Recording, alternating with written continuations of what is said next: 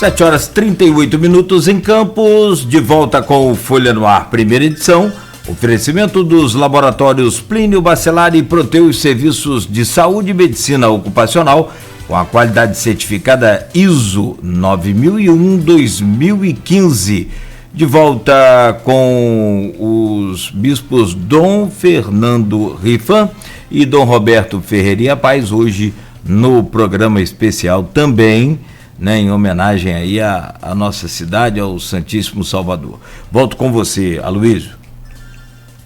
Eu quero perguntar aos bispos, uma matéria bastante abrangente do Ícaro Abreu Barbosa sobre o assunto, publicada na Folha da Manhã no último dia 28, das restrições da celebração da missa em latim. Porque, na verdade, o que eu estava conversando aqui, o que ocorre, o Papa Francisco é um Papa muito progressista e, embora deva respeitar a tradição da Igreja, quer dizer, muitos fiéis, de repente, queriam questionar o Papa Francisco, usavam a missa em latim como uma espécie de bandeira de resistência ao papado do Francisco. Eu queria saber como é que vocês, os senhores, entenderam essa questão. Vocês já demonstraram na matéria uma unidade, embora não seja mais conservador, muito progressista, e como isso deve ser tratado pela Igreja Católica, pelos seus fiéis. Eu gostaria de observar que a questão não é o latim só, é dizer, porque também tem o rito de Paulo VI em latim e os sacerdotes rezam, sem problema. Quer dizer, não é o uso do latim, é o que a Summus Pontificatus fala da missa em rito extraordinário, né? E já a Summus Pontificatus já tinha algumas observações para rezar essa missa, que era justamente do Bento XVI. Agora, como esse rito, a celebração extraordinária, foi usado de forma ideológica para atacar o Concílio Vaticano II, o Papa Francisco teve por bem, avaliando, que tinha que restringir essa missa, porque se tornava uma questão de divisão contra a unidade, porque estava retrocedendo, dizendo que o concílio não valia. Então, isso não pode acontecer. Agora, aqui em Campos, eu não vejo nenhuma situação desse tipo, e com a administração temos uma cordialidade, uma união perfeita, e esse rito extraordinário ficará para com ele, porque eu não tenho por que delegar alguém quando existe a administração aqui, que é delegada pelo próprio Papa. Então, para esse rito extraordinário, verdade? Então, agora, o problema são esses grupos que estão se afastando progressivamente da comunhão eclesial. Bom, vou explicar bem o seguinte. Uma conversa que eu tive pessoal com o Papa Francisco. Eu estava em Roma, porque a Summorum Pontificum, aquela 2007, que o Papa Bento tinha liberado a missa para o mundo todo, e eu fui lá, a convite dos grupos que fizeram a missa em Roma, na Basílica de São Pedro, tudo aquilo. Aí eu falei com o Papa Francisco: Santidade, eu estou aqui para o encontro Summorum Pontificum. Aí o Papa falou: eu sei que o cardeal Castrillon me avisou que você estava aqui para isso. Então, Santidade, Aí o Papa falou assim: olha, eu só sou contra a instrumentalização da missa antiga para usar contra o Papa e contra o Vaticano II. Eu falei: Santidade, eu também, eu estou aqui para isso, para mostrar exatamente como é correto uso do latim, da missa tradicional, em adesão ao Papa e aceitação do Concílio Vaticano II. Aí o Papa falou assim: assim está ótimo, se for assim, é uma das riquezas da Igreja. Portanto, estamos aí, né? Então, na verdade, o Papa ele não aboliu a missa em latim, né? Ele regulamentou. Por quê? Porque aquela concessão feita por Bento XVI, muito boa. Aliás, uma coisa que Dom Roberto talvez não saiba: quando foi feita a reunião em Roma com os cardeais, antes do Sumário Pontífico, eu sempre que um cardeal falou comigo depois. O Papa reuniu, falou assim, olha, vou conceder a licença para missa em latim. Aí, se a gente criar uma administração apostólica para outro lugar, aí o cardeal falou assim, mas pode dar divisão, pode dar confusão. O cardeal falou assim, não. Aí o Papa falou, vejam Campos, deu certo. Lá tem duas realidades litúrgicas e vivem em perfeita comunhão. Então, Campos serviu de exemplo para isso. Portanto, nós aqui temos a missa na forma antiga, e em latim, mas com todas aquelas inserções em português, porque, pessoal, mas em latim o povo não entende. Mas espera aí, ó, as leituras são em português, a epístola, o evangelho, os cânticos são em português, o sermão é em português, e cada um tem um missal bilíngue para acompanhar. Então, não é totalmente desconhecido. E o latim é a língua conservada na igreja, porque foi a língua dos primeiros cristãos. Lembra que os primeiros cristãos nasceram ali em Roma, por isso que na missa, na forma antiga, por exemplo, nós conservamos o hebraico, tem muitas palavras em hebraico, por exemplo, o amém, aleluia, são palavras hebraicas. O grego, por exemplo, Kyrie eleison, são palavras gregas, ou então hagios hotheos, hagios athanatos, quer dizer, Deus imortal, athanatos. Eros e thanatos, viu que Freud usou? Thanatos quer dizer morte. Então, hagios, e são palavras que se usam na liturgia, e principalmente o latim, que foi a língua dos primeiros cristãos, para mostrar que nós estamos unidos a esses primeiros cristãos. E é a língua oficial da igreja até hoje. Por isso os documentos oficiais da igreja estão em latim. E por quê? Porque é uma língua que é morta. Portanto, não é a língua falada, porque as línguas faladas hoje são sujeitas à modificação do sentido. Certas palavras que há 20 anos atrás significavam uma coisa, hoje já significam outra, né? Então começa a haver muita mudança no sentido. Por exemplo, um exemplo, a palavra formidável. Formidável quer dizer que mete medo na gente, né? Vem de latim, formidolosos. Mas hoje, não, formidável é uma coisa muito boa. Então, os sentidos vão mudando. O latim, como é uma língua morta que não é falada, os sentidos não mudam.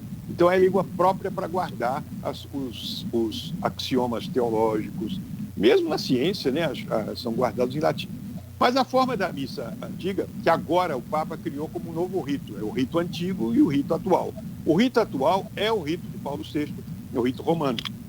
O rito antigo, aquele no qual a administração apostólica celebra, desde que esteja em comunhão, e isso é que é bom, nós mostramos para o mundo, nós estamos em comunhão com o Papa e aceitamos o Concílio Vaticano II, e é uma das formas litúrgicas, porque na igreja existem muitas igrejas rituais, nós temos 23 ritos orientais, nós temos Maronita, Melquita, Ciro Malabar, Ciro Malankar, todos esses são ritos que enriquecem a igreja.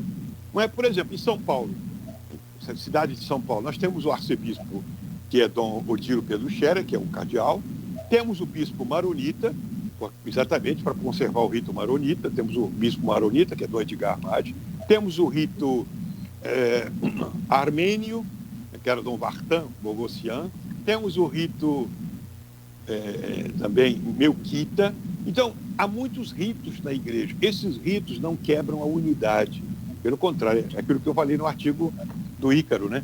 É unidade na diversidade. Diversidade de ritos, mas unidade de doutrina. Porque a igreja, é bom que fale, existem 3 pontos de unidade. Unidade de governo, unidade de culto e unidade da moral, dos mandamentos. Dos mandamentos. Portanto, ó, unidade de governo, um só Papa. Muitos bispos, mas um só Papa. Unidade de doutrina, um só catecismo para todos. E unidade de culto. Unidade de culto, porque mesmo com diversidade, por exemplo, o rito bracarense, aqui na Igreja Latina, temos o rito bracarense, o rito de Milão, o rito ambrosiano, temos um rito mozarábico, muitos ritos, e no Oriente, 23 ritos diferentes. Todos são católicos. A missa é uma só. É o sacrifício de Nosso Senhor, o sacrifício pascal, o rito pascal de Nosso Senhor presente no altar. Seja língua diferente, pode ser árabe, pode ser latim, mas é uma unidade. Ou seja, é o mesmo culto prestado a Deus.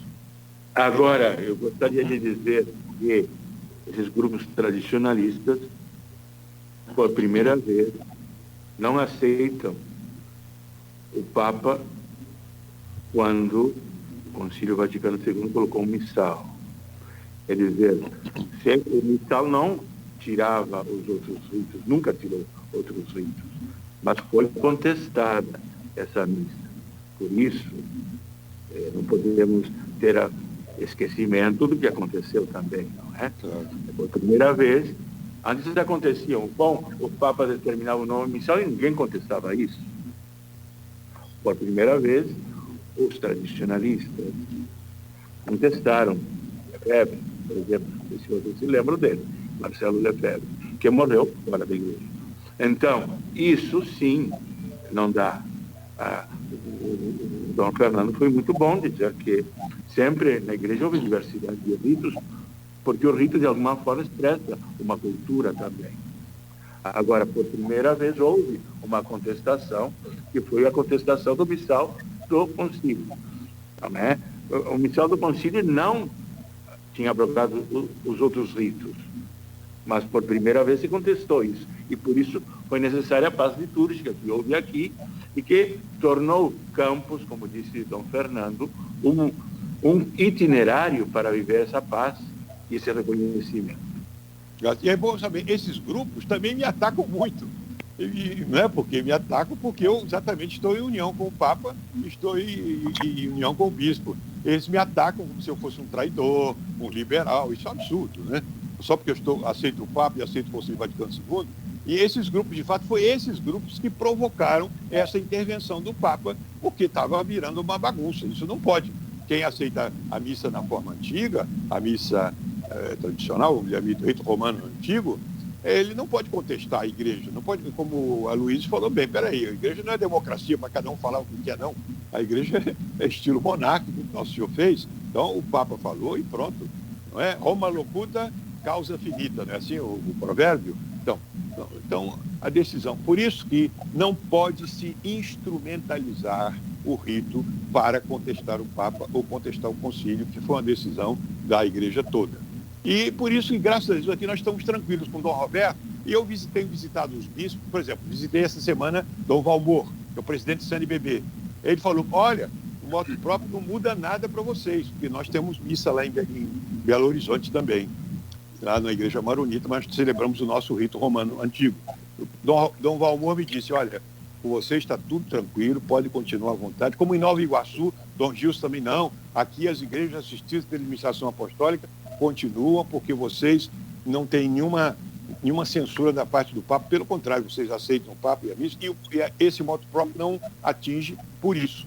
Então, graças a Deus, em todas as 12 dioceses fora daqui de Campos, onde nós estamos em perfeita comunhão com os bispos, e eu sempre estou lá em contato com eles, como aqui, Dom Roberto é o modelo nosso de união, não é? Daqui a pouquinho nós vamos celebrar lá a festa do Santíssimo Salvador, estamos juntos, mostrando essa comunhão. Então, graças a Deus, aqui em Campos reina uma paz litúrgica e uma paz teológica, graças a Deus, isso é que é mais importante. Eu falei no intervalo, e quando lembrou, é uma fala de um belo filme, A Missão, de Rolando Jofé, das missões jesuítas no sul do Brasil, né? Isso.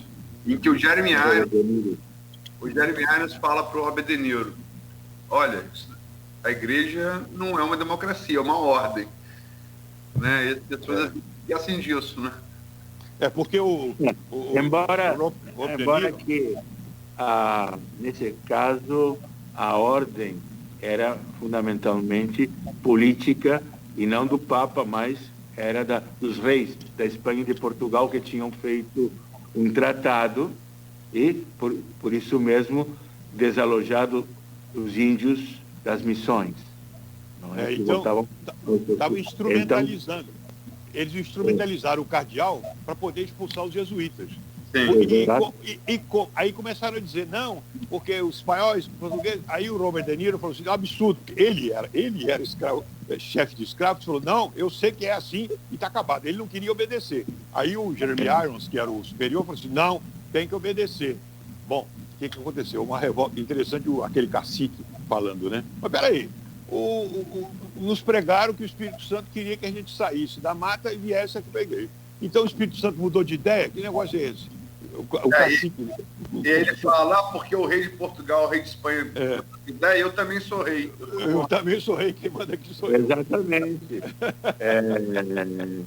Sepete Araju, nosso líder justamente dessa revolta dos indígenas, né? Dos guaranis, a guerra guaranítica. Interessante que o Sepete Araju morreu de um pistoletaço do governador Viana, do Uruguai, nessa guerra. Ele era interessante, tinha se enculturado tanto que era do cabido do Conselho Municipal, o Sepete Araju. Eles estavam totalmente enculturados, os indígenas, pelos jesuítas, e queriam essa civilização. Foi um erro terrível, porque sustou uma civilização. Esse cacique ali, Aloysio, já representa o Cepé, que até o pessoal chama de São Cepé, não é? São Sepete Araju. Tem o arroz Cepé, que todo mundo conhece, em homenagem a ele. É homenagem ao Essa terra Cepé. tem dono, dizia ele. Essa terra tem dono. Bom, conversa aqui para ficar uma semana, né? Já que vocês estão falando de filme, dá para fazer tipo seriado aí, né? Em série aí do Netflix. Bom, deixa eu, não quero ser desagradável, mas deixa eu interromper essa boa conversa e puxar, até propor a vocês para a gente seguir direto, tá, Luiz? Vamos, né, transferir esse bloco comercial de agora, previsto, para mais tarde, e os bispos, né, seguem a sua agenda e a gente explora mais a presença deles aqui. E nesse último bloco, então, eu gostaria de que vocês fizessem, né, uma avaliação no geral do governo Vladimir. São 7 meses, como a gente sempre pontua aqui no programa, né, são datas meramente simbólicas, mas, né, que necessitam uma avaliação e a gente não pode perder a presença de vocês aqui, evidentemente, para que possam, né, fazer essa avaliação do governo Vladimir, né? É um novo governo, depois de 4 anos do Rafael, assume aí o jovem Vladimir. E eu gostaria que vocês fizessem então essa avaliação do governo deles. E, de preferência, né, Luiz, dá uma nota também para esses 7 meses de administração do Vladimir, que aí é do governo no geral e do próprio Vladimir também nesses 7 primeiros meses. Por favor. 0 a 10, né? Antes eram 6. Eu já dei uma nota, não é? Recente. Lembram? E a minha avaliação foi bastante positiva, porque vejo que o Vladimir teve o empenho de restabelecer o restaurante popular, que em termos de pandemia e de tanto desemprego, é um recurso importantíssimo, a alimentação. Segundo, a saúde, parece que ele tratou bem dessa questão. O problema viário, do transporte também. Talvez a única reserva, mas que ele voltou atrás, era essa questão do Teatro Cap, o parque que iria ser administrado por uma associação evangélica, o que fere, nós já falamos disso, não é? Mas penso que a primeira impressão que temos dos primeiros meses de gestão é uma gestão que escuta, que vai ao encontro e que trata de acertar e cumprir promessas feitas. Era isso que eu poderia dizer até agora. Bom, primeira coisa negativa foi que eu lembro que ele falou aqui nesse programa com vocês, o Vladimir, que ele tinha ganho 5 milhões para tapar todos os buracos das ruas da cidade. Isso aí não está todo tapado não, porque eu tenho andado na cidade, tem muito buraco ainda. Então, Vladimir, lembra aí, você está devendo isso aí, hein? Tem que recapear isso aí, porque tem muito buraco na cidade. Bom, fora isso, eu não tenho muita competência para dizer, porque não é a minha área política, né? Mas, pelo menos, uma coisa que eu acho bom é que eu converso, às vezes, com empregados da prefeitura e eles falam, não, ele está pagando direitinho. Então, isso já é uma coisa a favor dele. Ele tem pago os empregados da prefeitura. Então, nesse ponto, é uma... Agora, a gente não pode dar nota 10, porque tem muita coisa para fazer ainda. E também seria até injusto eu dizer que eu vou dar um 7 ou 8 para ele. Por quê? Porque falta fazer muita coisa. E ele, acho que ele pretende fazer. É claro, nós vamos hoje pedir ao Santíssimo Salvador para que ele continue, né? Continue fazendo bem e com essa meta de melhorar. Em primeiro lugar, tapar os buracos, cuidar da saúde, como o Dom Roberto lembrou bem aí, e olhar bem toda a situação, o equilíbrio das coisas na cidade, né? É o que nosso Senhor disse, olha, dá a César o que é de César e a Deus o que é de Deus. A gente não... É interessante. Não é para discutir política, a igreja não é para isso, né? Porque imagine, Jesus vivia no tempo de César. A gente pergunta, peraí, o governo de César era legítimo ou não? Peraí, aquele domínio sobre a Judéia, aquilo começou com um general Pompeu que invadiu, criou tudo ali, depois o César foi tomando. Peraí, quem vai dizer que aquilo é legítimo? E, no entanto, Jesus, naquele tempo, disse, dai a César o que é de César. E é para pagar o tributo, ainda por cima, está aqui a moeda para pagar o tributo. Então, e aí? E Jesus disse a Pilatos, você tem poder sobre mim, não teria se não fosse te dado por Deus. Ora, Pilatos é representante de César.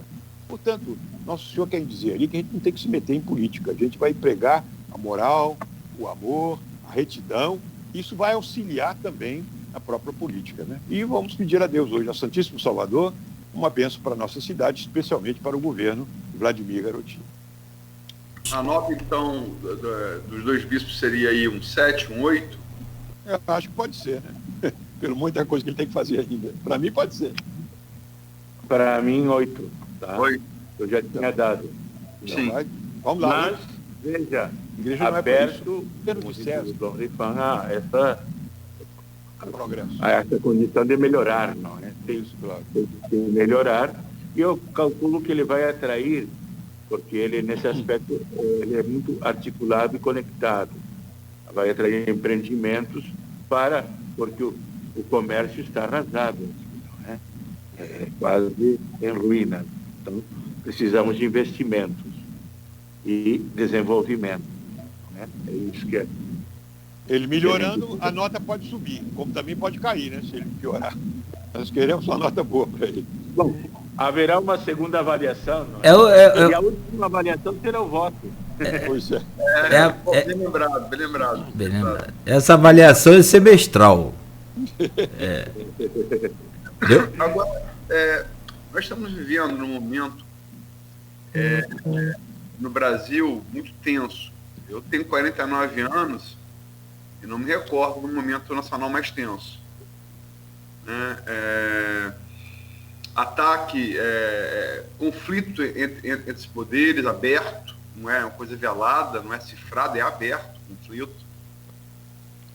Já foi lá atrás, no governo Bolsonaro, entre o executivo e o legislativo, quando o Congresso a Câmara era presidida por Rodrigo Maia, e agora, uma conflagração aberta, pública, entre o Executivo Federal e o Supremo Tribunal Federal. Como é que vocês veem isso? É um momento de tensão? Como é que a igreja... Você tem alguns clérigos posicionando em relação a isso, né? Você tem já bispos se posicionando em relação a isso. Como é que vocês dois, cada um da sua maneira, veem essa questão? Bom, a CNBB, como conjunto, a Assembleia Geral, colocou um documento, claro, que se preocupa também da desconstrução da Constituição de 88, não é? Que ela trabalha justamente a autonomia dos municípios, toda essa problema vertical da União Federal com governadores e prefeitos, essa discórdia, né, que aconteceu em relação à pandemia, que isso atrasou atrasou de fato a vacinação e leva a mortes e a óbitos muito elevados, isso é tranquilo, e a igreja observa assim, e também o choque horizontal entre os seus poderes, no qual se atacam pessoas dos poderes, não é? Inclusive, isso e se fala de poder moderador e se fala de alterar as regras de jogo eleitorais, e dizendo que se não se altera, vai haver digamos, uma intervenção. Isso nos dá um clima muito, digamos, de instabilidade e de certo temor. Nós estamos pensando que, queremos eleições com regras, as mesmas, não se pode alterar no momento, e também queremos justamente superar essa polarização, superar esse conflito, à luz da Fratelli do Papa justamente Francisco, o diálogo, inclusive, se temos que votar, certamente não vamos votar em pessoas concretas, mas pensar em aquelas pessoas que possam estabelecer um governo de salvação, de reconstrução, com todos os grupos, porque para reconstruir o Brasil neste momento de pandemia, vamos precisar de pessoas que agreguem, não que polarizem, pessoas que sejam de diálogo. Nós estamos defendendo o diálogo. Isso que está diálogo, fraternidade e amizade social. E é isso que vamos pensar nas eleições 2022. Vamos trabalhar justamente na composição de plataformas que tenham em conta a contribuição de todos, porque o Brasil não vai ser um líder, um povo e uma nação por aí. Vamos elaborar um projeto que possa agrupar, possa convocar a todos para a participação e, evidentemente, um projeto nacional popular. Então, eu acho que todo fanatismo é ruim e aí acaba gerando a polarização, radicalização, aí todo mundo... Porque o fanático, ele não enxerga, ele só enxerga a sua posição, né? Isso vale para o futebol, para qualquer coisa, né? O time dele, se o fulano é fanático por um time, o time dele está perdendo, o time é horrível, e ele continua dizendo, não, o meu time é o melhor de todos, meu time é o melhor de todos. Você não está vendo que esse time seu está ruim? Não, o meu time é o melhor de todos. Isso vale muito para o pró-Bolsonaro e contra Bolsonaro. Existe fanatismo no pró-Bolsonaro, existe fanatismo no contra-Bolsonaro. E aí ninguém enxerga mais nada. Não enxerga o que tem de bom, não enxerga o que tem... Aí só briga. Essa coisa, a questão do voto impresso, né? Eu acho que podia haver uma conciliação. Por que... Tá bom, Bolsonaro também fica insistindo demais nesse negócio. Tem que ter voto impresso, tem que ter voto impresso. Bom. E, por outro lado, por que os outros também não cedem? Tá bom, então faz óculos impresso, acaba a confusão. Não, mas não, vira uma guerra. Eu acho que isso aí não contribui para a paz. Nós queremos exatamente a paz, né? Depois, o que faz a democracia é o equilíbrio entre os três poderes, né? O legislativo, executivo e judiciário, os três têm que estar equilibrados e, claro, não são iguais, mas tem que estar a unidade da diversidade, porque o que importa é o bem do cidadão. Agora, se ficarem brigando o tempo todo, quem vai sofrer na briga, né, do mar com as pedras, os caramujos que sofrem, né? Então, na briga do mar das pedras, executivo e judiciário, o pobre coitado do povo é que vai sofrendo tudo isso com o desgoverno. Vamos rezar, né, para que tudo fique em paz e que haja esse equilíbrio entre os três poderes. Senão prejudica as pessoas. Eu sei que os senhores são observadores da realidade mundial, não só da realidade até... Porque a igreja é uma ordem mundial, né?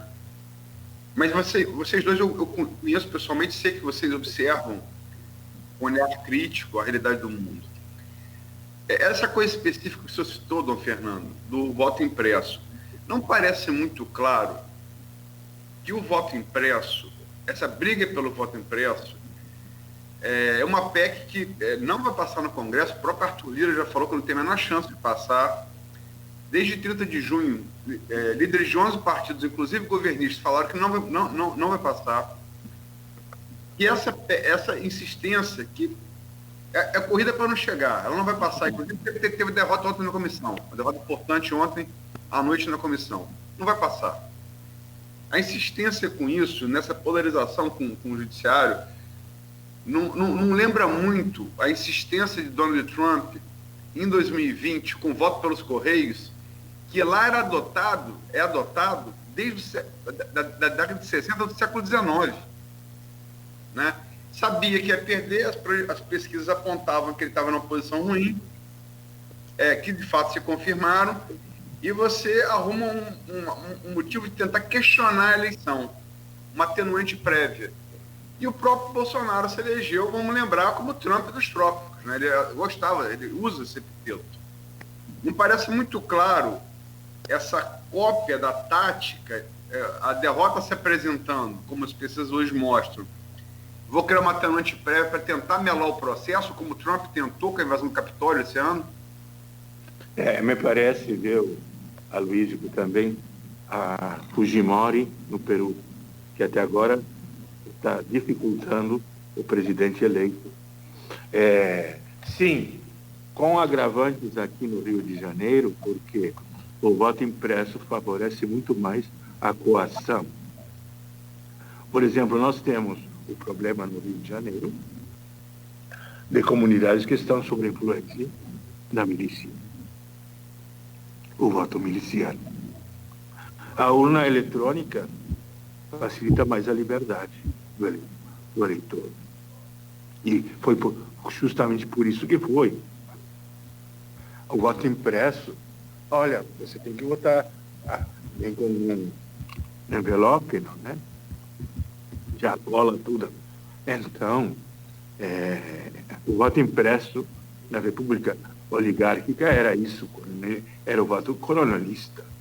Então, embora que agora é auditável o voto impresso, é um voto que, como o senhor colocou, primeiro desestabiliza os resultados, permite o questionamento, como houve aquela eleição, não só de Trump, se lembram de Al Gore e Bush? Uma crise, uma recontagem, que abalou a democracia americana. Depois Trump, com o fenômeno do Capitólio. Se fosse uma questão técnica, mas não é uma questão técnica. Se fosse uma questão técnica, eu até... Bom, vamos conciliar, mas não é uma questão técnica. Temos que ver o que está detrás disso. Aquela invasão do Capitólio foi exatamente onde pode levar o fanatismo. Mas a questão do voto impresso, que dizem os defensores, é que não é aquele como era antigamente, é apenas comprovar o que já foi votado. Votou, então aparece lá na maquininha, seria isso. Mas, enfim, isso é uma questão técnica. Eu acho que não era para fazer esse cavalo de batalha todo, né? Por que estão fazendo essa confusão toda? Nós queremos a paz, e a paz vai através de uma eleição limpa, sadia, mas por enquanto está só briga, né? A gente tem que esperar ainda, não despontaram ainda os candidatos para a futura eleição presidencial. Vamos pedir a Deus que tudo siga em paz, né? O Brasil está conturbado desde a proclamação da República, aliás, bem antes, né? Já era complicado. Então, só aqueles três primeiros lá, os três primeiros presidentes da República, depois do Deodoro da Fonseca, que foram bem. Depois sempre foi essa complicação toda, né? Mas nós queremos a paz. Vamos pedir a Deus a paz. Nessa Assembleia Eclesial que vai acontecer agora em novembro, os bispos da América Latina e do Caribe, e também os leigos religiosos, se insiste que a nossa democracia ainda é incipiente e que é importante consolidá-la. E vai ser consolidada na medida de qualificar o eleitor e também, digamos assim, superar o entrave do presidencialismo de coalição, mas chegar a alianças, não, digamos, em torno a interesses, mas em torno a programas, a qualificação dos partidos, porque, lamentavelmente, estamos numa política personalista ainda, de líderes não diria carismáticos, autoritários. Nós temos que superar isso. A democracia não se coaduna com lideranças incontestáveis.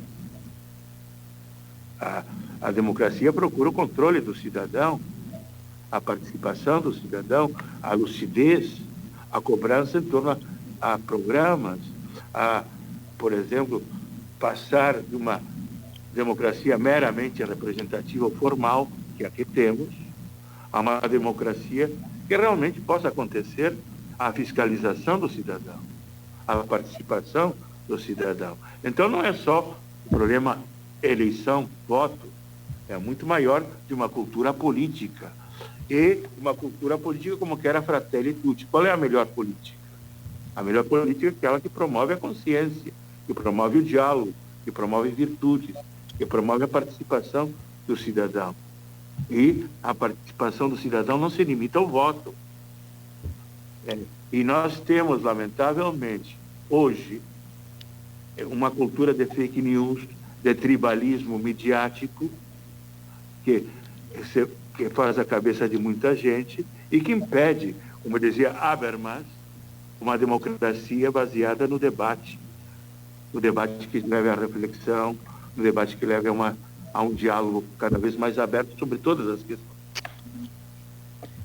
Só para... o Dom Roberto lembrou o exemplo, acho que foi o Dom Roberto que falou do Al Gore e George Bush. Então, foi em 2000, e só para lembrar que tem uma diferença grande que ocorreu em 2020. É porque talvez o ouvinte não se lembre. O que ocorreu ali?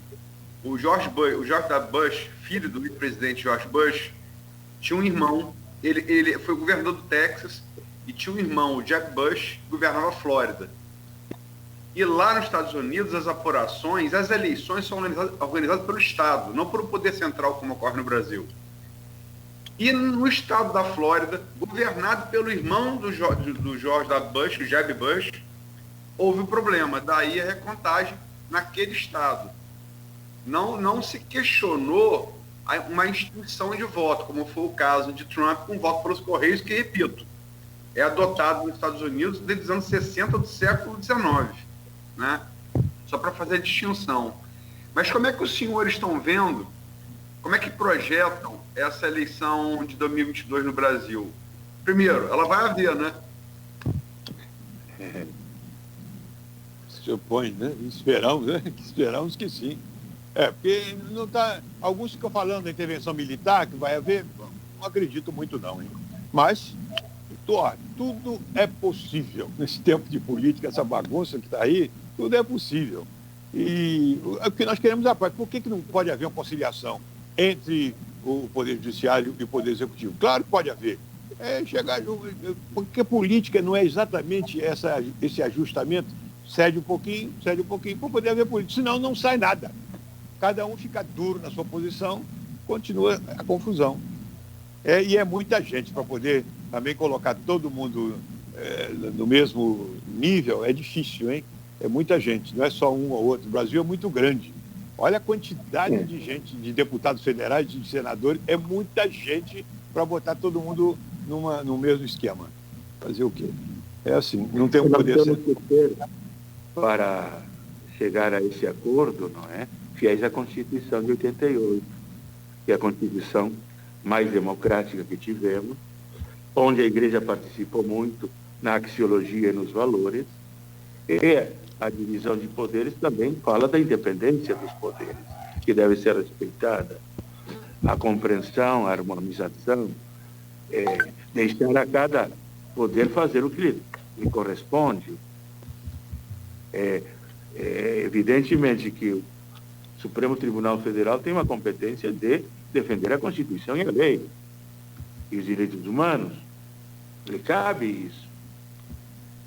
Senão não é o poder institucional ou o que está na Constituição. E o Poder Executivo deve respeitar a lei e a Constituição.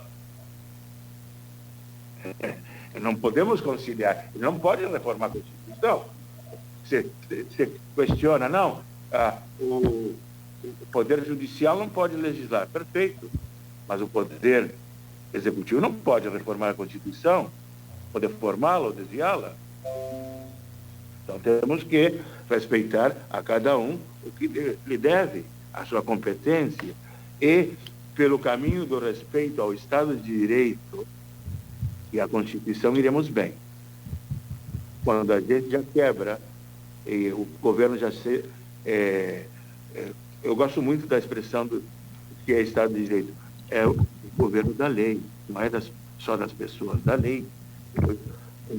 Consensuada, e temos que respeitar esse consenso. Porque uma vez que o quebramos e fazemos o que queremos, como arbítrio, já não estamos mais no Estado de Direito, mas num regime autoritário. Nós, para ter paz, temos que justamente respeitar a verdade, a liberdade, a justiça e o amor, que são os 4 pilares da paz. Bom, tem várias intervenções aqui, tanto no grupo, né, o Aloysio, de WhatsApp do programa. A ela, que é a parte mais cultural, mas o problema é o tempo, né? Já são 8h19. Já estamos quase que encerrando. Seria muito bom continuar fazendo o segundo tempo em outra vez. Mas vai que o café acaba também. Mais perto das eleições, quem sabe, com Dom Rifan a gente vem aqui. Boa. Tá marcado, tá marcado. Pois é, se Deus quiser. Mas Para justamente dar a visão que a igreja tem, não é? Que é aproximar as pessoas e chegar, porque nós queremos eleições, não é? Livres, como disse o Dom Rifan, justas, e que realmente ganhe aquele que teve mais votos, a soberania do povo, né? Porque acreditamos ainda, como dizia Sobral Pinto, o poder nasce no povo. E quem sabe a próxima reunião podia ser uma mesa redonda presencial, né? Com a diminuição da pandemia, né? A gente vai tomar. Mas eu ainda fico é lógico, o desejo impossível, na cena ali dos dois papas. Eu queria ver muito uma Copa América com o Roberto, Dom Fernando e o Papa Francisco, mas aí com a camisa do Rosário Central do Bergoglio, né? O dele é São Lourenço. São Lourenço, desculpa. São Lourenço de Almagro. São Lourenço de Almagro. Verdade. Bom, deixa eu... popular, operário. Tá. Bom, então deixa eu agradecer aqui ao Dom Roberto, né, pela presença, mais uma vez, gentil conosco aqui, adiantou aí, lá, atrasou um pouco a sua agenda, mas né, nos concede aí esse momento ímpar de ter os 2 bispos aqui, né, agradecer o senhor primeiro, daqui a pouco ao Dom Fernando. Dom Roberto, obrigado, um grande abraço, um bom dia, um dia abençoado aí para o senhor, né, e especial o dia de Santíssimo Salvador. Até mais então. Obrigado, Dom Roberto. Nos vemos agora. Até daqui. Aloysio. Oi. Obrigado. Tô bem. Dom Fernando, muito obrigado também, claro, né, nos conceder esse momento que eu falei, né, repito aqui. Muito obrigado, um bom dia para o senhor. Sou da casa aí. Ah, sim, claro. Já. Só no Grupo Folha, na rádio, no jornal, Pois é. Eu sou uma instituição dos dois. Estamos juntos. Assim. Então tá bom, e desejo a todos aí muita sorte hoje, Santíssimo de Salvador, saúde lá para o nosso amigo, o Lessa, e paz para todos nós, isso que é importante, né? Tem que ser promotor da paz. Se Deus Tá bom? quiser. Obrigado. É isso aí. Obrigado a vocês. Fernando, um Bom, abraço. bom dia para o senhor. Um abraço aí no padre Cláudio Amar, em todos aí. Um grande abraço. Amém. Da administração apostólica São João Maria Vianney, aliás, que foi comemorado essa semana, o dia de São João Maria Vianney, né? Isso, dia 4, dia do padre, dia de São João Maria Vianney. Só para encerrar aqui, tomar mais um minutinho do senhor, comenta sobre esse dia, sobre essa semana na igreja, como é que está aí a programação, eu tenho ouvido aqui o padre... Celebramos no dia 4, foi bonito, e mandamos cumprimento para todos os padres. É bom lembrar que São João Maria Vianney, ele nasceu 3 anos antes da Revolução Francesa. E quando ele era pequeno ainda, é que estava instalado o terror, o Robespierre, aquela bagunça toda, guilhotina. Imagine, e ele foi santo nesse meio dessa bagunça toda. Ele foi muito perseguido, ele foi depois para o exército, não quis colaborar com Napoleão, ele acabou sendo tido como desertor, voltou, estudou no seminário, foi expulso do seminário porque não conseguia aprender, porque aquela confusão toda ele não conseguiu, depois voltou. Imagine, e ele é um modelo... Tinha dificuldade com a língua, não tinha? Também, não, porque em latim, aquela coisa toda, enfim. Ele se tornou padre e é o modelo de todos os padres. E a igreja fez isso exatamente para mostrar que não é a pessoa que importa ele ser o transmissor da graça de Deus. Né? O padre não precisa ser um promotor social, aquela coisa toda, ele precisa se transmitir o que tem. E São João Maria Vianney, simplesinho, conseguiu fazer aquela paróquia de Ars, por isso que é o cura d'Ars, para fazer aquela paróquia se santificar. É o exemplo que ele rogue por nós, né? Nessa situação toda. Vamos aí. Tá bom, meu amigo. Mais uma vez, muito obrigado. Obrigado. Sua bênção aí. Fica com Deus. Deus abençoe. Amém. Nós, amém. Bom final de semana. Amém. Bom, Aloysio, são 8h24. Obrigado, Dom Fernando. Nós vamos também ao intervalo e a gente volta, como a gente inverteu aqui a dinâmica do programa, tem muitos assuntos aí para você comentar aí pra gente, colocar aí o preto no branco, os pingos nos is, por exemplo, como essa questão aí da Comissão Especial da Câmara, que já rejeitou a PEC do voto impresso, apesar de agora ir para plenário, mas já tomou lá de 23-11, se não me falha aqui, essa questão. A queda aqui, acho que umas 2 semanas, né? Sim. Claro. Você quer ganhar no tapetão para ter um argumento para ruir no tapetão a eleição. Ou pior do que no tapetão, num golpe, as eleições do ano que vem. Mas vamos intervalo. Vamos lá. Tem pronunciamento. Semana começou com a carta aí, com todos os ministros, né? Ex-ministros, né? Todos ex-presidentes do TSE, de 88 para cá, os vivos, todos. E agora, pronunciamento do Fux ontem. Então você comenta tudo isso pra gente daqui a pouco.